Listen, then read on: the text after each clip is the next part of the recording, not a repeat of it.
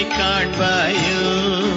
அவன் சேவடி நிழலை சேர்ந்திட நானும் வருவதை சொல்வாயோ செந்தூர் செல்லும் தென்றல் காற்றே முருகனை காண்பாயோ